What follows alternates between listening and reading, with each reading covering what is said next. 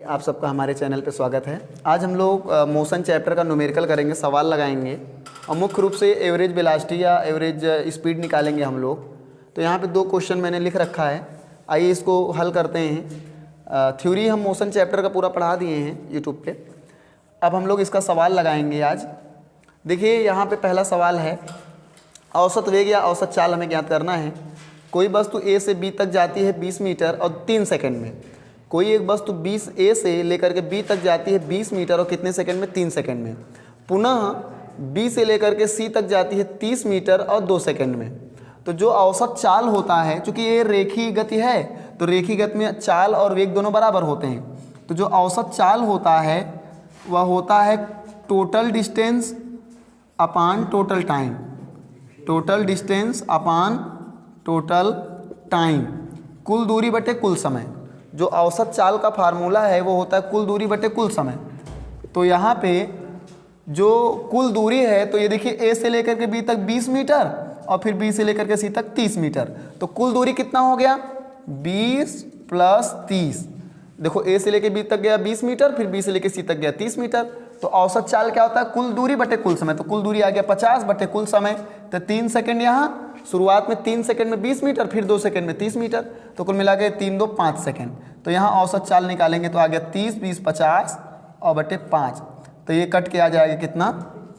औसत चाल आएगा ये 10 जाएगा बेटा, 10 मीटर पर सेकेंड। ये हमारा आ गया औसत चाल। ये पहले क्वेश्चन का सोल्यूशन हो गया। हमें बस सिंपल सा एक छोटा सा फार्मूला पता था कि औसत चाल बराबर कुल दूरी बटे कुल समय। तो कुल दूरी 20 और प्लस 30 हो गया 50, कुल समय यहाँ 3 सेकंड और 2 सेकंड हो गया 5। तो इसको जोड़ दिए तो 30 × 20 = 50 बटे 5, 10 आ गया। तो ये पहले का आंसर हो गया। इसी तरीके से यहाँ पे एक दूसरा क्वेश्चन मैंने लिख रखा है, थोड़ा ध्यान से इसको देखेंगे। एक वस्तु है जो ए से बी तक जाता है 15 मीटर, कितने सेकेंड में? 5 सेकेंड में। ए से लेकर के बी तक जाता है 15 मीटर 5 सेकेंड में। फिर बी से सी तक जाता है 25 मीटर 2 सेकंड में। बी से लेकर के सी तक 25 मीटर 2 सेकंड में। और फिर सी से लेकर के डी तक जाता है 20 मीटर 3 सेकंड में। तो यहाँ भी वही औसत चाल निकालना है। तो हमें क्या पता है? टोटल डिस्टेंस मतलब कुल दूरी, टोटल डिस्टेंस अपान टोटल टाइम। टोटल डिस्टेंस अपान टोटल टाइम होता है कुल दूरी बटे कुल समय। तो कुल दूरी देख लें, यहाँ पे क्या है? यहाँ 15 मीटर, फिर 25 मीटर, तो 15 + 25 और प्लस 20। 15 मीटर ये, 25 मीटर ये, 20 मीटर। तो कुल दूरी सब जोड़ा जाएगा। तो 15, 25 और 20, तो 15 ये जोड़ेंगे और डिवाइड बाई टोटल टाइम। तो यहाँ पे ये शुरुआत में 5 सेकंड था, फिर 2 सेकंड लिया, फिर 3 सेकंड लिया। 5 सेकंड में 15 मीटर, 2 सेकंड में 25 मीटर, 3 सेकंड में 20 मीटर। तो 5 सेकंड, 2 सेकंड, 3 सेकंड, तो हो गया 5 + 2 + 3। तो यहाँ पे अगर हल करेंगे इसको, ये ऊपर कुल दूरी जोड़ा गया है तो 15 और 25, ये हो गया 40, 20, 60, ये 60 आएगा। इसको एक बार जोड़ लें। तो 15 और 25 40 और 20 60 और 3 5 2 7 3 10, नीचे समय कितना आएगा? 10।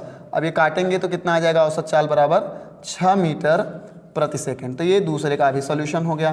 तो ये सिंपल आपका था औसत चाल निकालने का।